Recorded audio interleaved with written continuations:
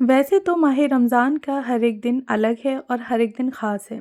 लेकिन अगर बात करें जुमे की, तो जुमे वाले दिन ना अंदर से एक बहुत ही अच्छी-सी फ़ीलिंग आ रही होती है और लगता है कि जैसे आज बहुत ज़्यादा कुछ स्पेशल है। बस आज था माह रमज़ान का दूसरा जुमा और उसके लिए कुछ थोड़ी-सी तैयारी की थी और सोचा कि आज कुछ स्पेशल करने की कोशिश करूँगी। तो चलें फिर स्टार्ट करते हैं आज के अपने ब्लॉग को। अस्सलाम वालेकुम एवरीवन, कैसे हैं आप सब लोग? उम्मीद करती हूँ कि आप सब लोग बेहतर होंगे, खुशहाल होंगे और मज़े में होंगे। अल्हम्दुलिल्लाह हम लोग भी सभी बेहतर हैं। आज है माह रमज़ान का दूसरा जुमा और जुमे वाले दिन ना कुछ अलग होता है, मतलब अंदर से ना बहुत ज़्यादा अच्छी-सी फ़ीलिंग आ रही होती है।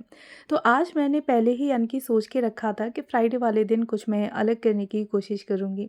अच्छा, साथ ही ना फिर सुबह थोड़ा-सा जल्दी उठ गई थी, फ्रेश हुई और फ्रेश होकर ना वज़ू वग़ैरह करना और उसके बाद फिर मैं आ गई थी तहज्जुद की नफ़िल नमाज़ अदा करने के लिए कि आज जुमा है और बस ढेरों सारी नमाज़ और इबादत की जाए और ढेरों सारी दुआएं मांगी जाएं। वैसे तो माह रमज़ान के हर एक दिन ख़ास होते हैं, चाहे फिर वो कोई सा भी दिन हो, लेकिन जुमे वाले दिन ना कुछ अलग ही बात होती है। तो यहाँ पे ना तहज्जुद की मैंने नमाज़ अदा की कि ना फिर ढेरों सारी दुआएं की। थोड़ी देर में यहाँ पे 5-7 मिनट और बैठी रही ऐसे ही जानमाज़ पर और उसके बाद फिर मैं उठ के चली गई थी किचन में सहरी बनाने के लिए। तो सहरी मेरी कोशिश रहती है कि सिंपल सी रहे। अच्छा, मैं और हस्बैंड हम सिर्फ 2 लोग ही सहरी करते हैं, बच्चे छोटे-छोटे हैं, तो फिर मैं उसी के अकॉर्डिंग ही अपनी सहरी बना लेती हूँ। तो यहाँ पे ना मैंने रोटियाँ बना ली थी और साथ ही ना शामी टिक्कियों को सेक लिया था, अंडे बॉयल कर लिए थे और चाय बना ली थी 2 कप। तो ये हो गई थी हम लोगों की सहरी। अच्छा, सहरी में मेरी कोशिश रहती है कि रोटी वगैरह रहे क्योंकि ना पूरे दिन शरीर में ना कुव्वत बनी रहती है और बिल्कुल भी थकान फ़ील नहीं होती। तो मॉर्निंग में ऐसी-वैसी चीज़ें यानी कि ब्रेड वगैरह लेने से बेहतर है कि हम रोटी या पराठे ले लें, तो जो कि हमारे शरीर में काफ़ी हद तक ताकत भी देते रहेंगे। हमें ना दिन भर घर के ढेरों काम करने हैं, तो हमें फिर जो एनर्जी है हमारी वो लो फ़ील भी नहीं होगी। तो अच्छा, सहरी की, सहरी करने के बाद फिर नमाज़ जो फ़जर की होती है वो अदा की, थोड़ी-सी कुरान पाक की तिलावत की और फिर बस वही रूटीन डेली का कि थोड़ा-सा मुझे 1 से डेढ़ घंटे का रेस्ट करना होता है। रेस्ट करने के बाद बच्चों को स्कूल भेज दिया और घर की जो भी क्लीनिंग वगैरह थी ना वो सारी कर ली। अच्छा, क्लीनिंग के बाद की यहाँ पे मैंने छोटी-सी क्लिप ऐड कर दी थी, यानी कि घर को पूरे तरीके से मैंने क्लीन कर दिया था। देखिए ना, दिन भर के हमारे घर के छोटे-बड़े बहुत सारे काम होते हैं और करते-करते हमारा पूरा दिन निकल जाता है। अच्छा, घर की जो भी साफ़-सफ़ाई थी वो सारी मैंने अच्छे तरीके से कर ली थी। आज ना फ़र्श की भी धुलाई कर दी थी। वैसे डेली मैं मॉपिंग करती हूँ, बट आज मैंने फिर सोचा कि फ्राइडे है तो आज मॉप नहीं लगाऊंगी, आज घर की अच्छे से धुलाई कर देती हूँ। तो बस धुलाई वगैरह कर दी, घर को पूरे तरीके से क्लीन कर दिया। उसके बाद में फिर मैंने भी शावर ले लिया था, बच्चे आ गए थे तो बस बच्चों को स्कूल से आने के बाद रेडी कर दिया। क्या रमज़ानों में ना मेरी कोशिश रहती है कि फ्राइडे वाले दिन मैं भी और साथ में बच्चों को भी कुछ नया या फिर अच्छे से जो कपड़े हैं ना, यानी कि डेली से हट के जो नए कपड़े होते हैं वो उन्हें पहनाऊँ। आप लोग भी कोशिश करें कि फ्राइडे वाले दिन ना अपने लिए कुछ जुमे की नमाज़ के लिए ख़ास करके एक नया जोड़ा निकाल लें और उसी को पहन के आप जुमे की नमाज़ जो है वो अदा करें। अच्छा, नमाज़ के साथ-साथ फिर आपने ये भी देखना है कि जब भी आप लोग काम कर रहे हैं, किचन में काम कर रहे हैं या फिर घर में काम कर रहे हैं, नॉर्मल बेडरूम या लिविंग रूम में, तो आप लोग दुरूद पाक जो है वो पढ़ते रहें। तो इससे ना हमारे जो काम करते वक़्त की भी इबादत होती है वो भी हमारी होती रहती है, क्योंकि हम लोग अपने नबी करीम सल्लल्लाहु अलैहि वसल्लम पर दुरूद पाक और सलाम भेज रहे हैं। ज़रूरी नहीं है कि वहाँ पे हम कुरान पाक की बैठ के तिलावत करें या फिर नमाज़ अदा करें तभी कुछ हो। काम करते वक़्त भी ये हमारा वक़्त भी इबादत में ही आ जाएगा।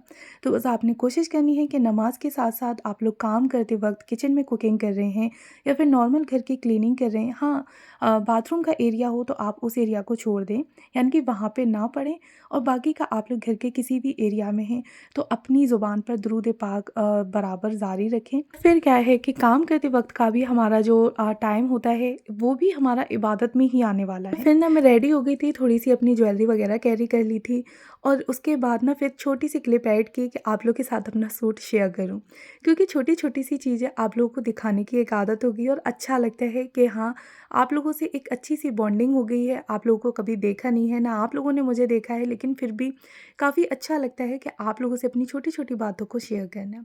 अच्छा, फिर ना बच्चों की फ़रमाइश थी कि भूख लग रही है, आमलेट चाहिए, तो बस दोनों बच्चों को ऑमलेट बना के दे दिया। दानिन को मैंने खुद से खिला दिया था और मीराब तो खुद ही खा लेता है। फिर उसके बाद ना रेस्ट किया था, थोड़ी-सी कुरान पाक की फिर से मैंने ज़ोहर के बाद तिलावत की और उसके बाद यानी कि 4 बजे के टाइम पे मैं आ गई थी किचन में। कि चलो भई आज इफ़्तारी थोड़ी-सी अच्छी और स्पेशल सी करेंगे। नॉर्मल मैं कोशिश करती हूँ कि सिंपल से ही रखूँ 1 से 2 चीज़ें, लेकिन आज सोचा था कि नहीं कुछ ज़्यादा करने की कोशिश करूँगी। तो फिर यहाँ मैं किचन में आ गई थी और किचन में आने के बाद मैं झटपट से लग गई थी अपनी इफ़्तारी बनाने के लिए। अच्छा, यहाँ पे ना मैं एक स्पेशल जो रेसिपी है वो आप लोग के साथ शेयर कर रही हूँ चीज़ केक की। तो ना आपको बेक करने की ज़रूरत नहीं पड़ेगी, ऐसे ही आपका ये चीज़ केक जो है वो बन के रेडी हो जाएगा। तो सबसे पहले आपने कोई भी बिस्किट ले लेने हैं और बिस्किट लेने के बाद आपने उनका चूरा कर लेना है काफ़ी अच्छे तरीके से। चाहें तो मिक्सी जार में डाल के आप लोग उसको ग्राइंड कर लें और फिर आपने 1 कटोरी लगभग यानी कि छोटी-सी 1 प्याली या हाफ़ प्याली आप उसमें बटर को अच्छे से मेल्ट करके और बिस्किट में जो है वो मिला दें और नीचे एक किसी भी बाउल में लेयरिंग बना दें। काफ़ी अच्छे से आपने उसको डैब डैब डैब करना है जिससे कि काफ़ी बढ़िया तरीके से वो फिक्स हो जाए। उसके बाद ना हम यहाँ पे चीज़ क्रीम जो है वो रेडी करेंगे। उसके लिए आपने पनीर लेना है और जो क्रीम होती है ना वो लेनी है। दोनों चीज़ों को आपने काफ़ी अच्छे से ग्राइंड कर लेना है और ये हमारी चीज़ क्रीम जो है वो बन के रेडी हो जाएगी। तो जो भी हमने बिस्किट की लेयरिंग लगाई थी ना, उसके ऊपर फिर हम इस क्रीम को ऐड कर देंगे और काफ़ी अच्छे तरीके से हल्के हाथ से आपने पूरे पे स्प्रेड कर देना है। तो स्प्रेड करने के बाद आपने थोड़ी देर के लिए फ्रिज में सेट होने के लिए रख देना है, लगभग 15 से 20 मिनट या आधा घंटे के लिए। उसके बाद ना फिर हम इसकी थर्ड लेयरिंग जो है वो रेडी करेंगे चॉकलेट की। तो उसके लिए आपने चॉकलेट ले लेनी है, जो आप लोग ले सकते हैं वो कोई भी डार्क चॉकलेट या फिर कोई भी चॉकलेट ले लें आप लोग प्योर। और उसके बाद फिर आपने ना क्रीम लेनी है। 1 कटोरी मैंने यहाँ पे क्रीम ले ली थी और एक बड़ी वाली चॉकलेट ले ली थी। दोनों चीज़ों को काफ़ी अच्छे से मैंने यहाँ पे मेल्ट कर लिया था। तो आपने क्रीम के साथ चॉकलेट को मेल्ट करना है। जब ना ये काफ़ी अच्छे तरीके से मेल्ट हो जाए यानी कि प्रॉपर क्रीम और चॉकलेट जो है वो एक दूसरे में मिक्स हो जाए, तो फिर आपने थर्ड लेयरिंग जो है वो रेडी कर देनी है, यानी कि इसके ऊपर डाल के स्प्रेड कर देनी है। और थोड़ा-सा मैंने बिस्किट बचा के रखा था यानी कि बिस्किट का चूरा, जिससे कि मैं इसके ऊपर गार्निशिंग कर सकूँ। तो ये हमारा चीज़ केक बिना बेक किए हुए बन के रेडी हो जाएगा और उसके बाद फिर आपने लगभग 1.5 से 2 या 3 घंटे के लिए फ्रिज में फिर से रख देना है ठंडा होने के लिए, इसको सेट होने के लिए। और ये आपका चीज़ केक बन के रेडी है। तो एक बार मेरे कहने से ट्राई ज़रूर करिएगा। अच्छा, और भी बहुत सारी चीज़ें मैंने बना के यहाँ पे रेडी कर ली थी इफ़्तार के लिए, बट हर एक चीज़ की मैंने रेसिपी शेयर नहीं की क्योंकि काफ़ी सारी चीज़ें बेसिक हम सभी लोग बना ही लेते हैं। आज ना मैंने बहुत सारी इफ़्तारी तैयार कर ली थी। अच्छा, कुछ चीज़ें तो बच भी गई थी जिन्हें कि उठा के मैंने फिर फ्रिज में रख दिया था नेक्स्ट डे के लिए। ये ना रोज़े के बाद एकदम से इतनी सारी चीज़ें एक साथ नहीं खाई जाती हैं, पर हाँ, जब बहुत सारी चीज़ें होती हैं ना तो देखने में काफ़ी अच्छा लग रहा होता है। और फिर जुमा था आज, तो सोचा कि कुछ स्पेशल करूँगी और कुछ 1-2 चीज़ें नई बनाऊँगी। कि ना आज जुमे की वजह से मुझे अंदर से बहुत ज़्यादा अच्छा लग रहा था और बहुत ही खुशी फ़ील हो रही थी। लग रहा था कि बस कुछ करना है, कुछ स्पेशल करना है। तो साथ ही साथ ना मैं काम के अपने दुरूद पाक भी पढ़ती जा रही थी और अपनी जो कुकिंग वगैरह थी वो भी करती जा रही थी। अच्छा, उसके बाद फिर मतलब ये सारी चीज़ें मैंने इफ़्तारी लगभग अपनी 60 से 70% रेडी कर ली थी और फिर मैं असर की नमाज़ अदा करने चली गई। असर की नमाज़ अदा करी, उसके बाद फिर मुझे बनानी थी आज खाने में बिरयानी। तो बिरयानी वैसे इतनी खाई तो नहीं गई थी, बट फिर भी मैंने बना के रख ली थी। बिरयानी ना मैंने वही सिंपल तरीके से बनाई थी और साथ ही ना कुछ मैंने सामी टिक्की वगैरह भी फ्रिज में से निकाल के उनको भी फ्राई कर लिया था। तो बिरयानी के साथ ना शामा टिक्की काफ़ी अच्छी लगती हैं। अच्छा, बिरयानी बनाने के लिए ना मैंने वही ऑयल डाला और ऑयल में प्याज को अच्छे से भून लिया। भूनने के बाद ना थोड़ी-सी प्याज मैंने निकाल ली थी और थोड़ी-सी मैंने इसमें ही पड़ी छोड़ दी थी। कुछ लाल मिर्चें मैंने यहाँ पे ऐड कर दी थी सूखी वाली, क्योंकि हरी मिर्च मेरे पास इस टाइम पे थी नहीं, तो फिर मैंने उसको अवॉइड कर दिया और लाल मिर्चें मैंने टुकड़े कर के ना वो इसमें डाल दिए थे। खड़ा गरम मसाला थोड़ा-सा कूट के डाल दिया, ज़ीरा और तेज़पत्ता वगैरह ये सारी चीज़ें डाल दी, चिकन डाल दिया। 2 चम्मच लगभग मैंने यहाँ पे लहसुन अदरक का पेस्ट डाला और काफ़ी अच्छे से फिर मैंने इसकी भुनाई कर ली।